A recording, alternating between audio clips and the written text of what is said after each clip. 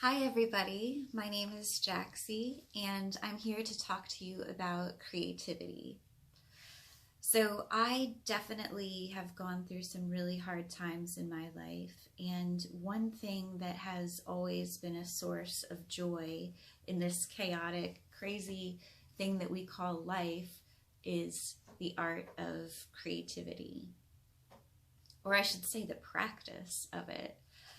Basically, for me, the act of engaging in any kind of creative endeavor just kind of eases whatever I'm going through.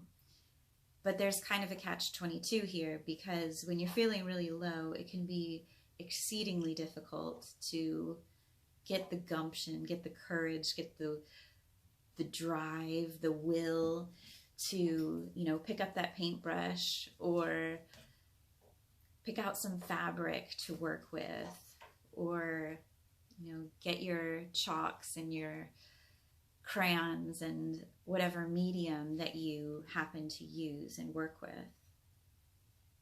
Whether it's picking up a guitar as well. There's so many different types of creative pursuits out there that I don't want to limit your imagination. Perhaps there's something that's been calling to you for some time, or you might be like one of the many people out there that says, oh, I wish I could do that, but I have no talent whatsoever. And uh, I find that really hard to believe. Even if you had no real talent, that doesn't mean you can't still be creative. Getting away from the idea that everything has to be perfect or look a certain way or sound a certain way, that just completely ruins your chances of gaining something valuable from the experience, enriching your own life. It really robs you of a lot of fulfillment that you could have found if you would only get out of your own way. And I say this not just to you, but to myself as well. There's been many times in the past couple of years where I was feeling so much depression that it was really hard to get up here to my loft, which I have an incredible area of my house that's just mine, that's dedicated to designing clothing, making said clothing, painting, writing, whatever I feel like pursuing.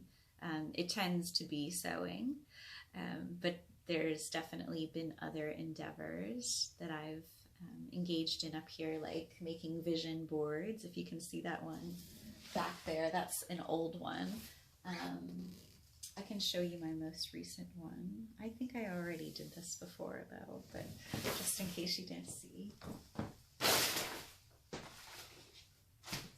It's another thing, us creatives are a bit messy at times. So you probably heard some bags rustling there as I went to go get this. But this is one that I made a few years ago now. And, some of the things seem to have come into fruition and other things not so much.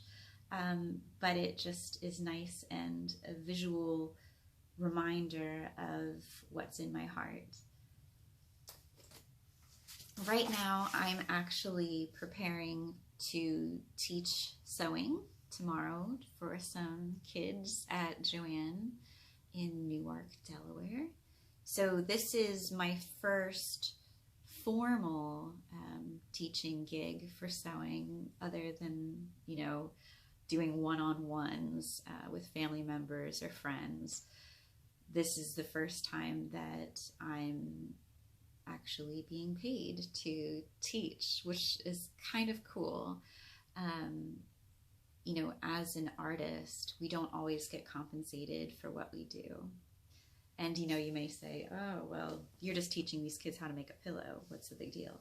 But I do start to introduce them to the fact that sewing opens up the door to make all kinds of things. I've got friends that make handmade bags. Some of them are making clothing for all of their children. I know I've been in a few fashion shows previously. This was my first here. And there's just so much you can do with it. I mean, quilting as well. Some of the modern quilts out there are just breathtaking and not your grandma's quilt, I will say. It's a lot more artistic, I guess I would say, experimental. So I definitely would love to dive into that a little bit more and learn more about quilting. It just scares me because that's an expensive hobby. So there's that fear coming out again, which it does for all of us, unfortunately, from time to time. But hopefully you'll learn a way to, I won't say tame it, but to use it to your benefit. Let it energize you, keep you moving forward in the face of your fear. Until next time.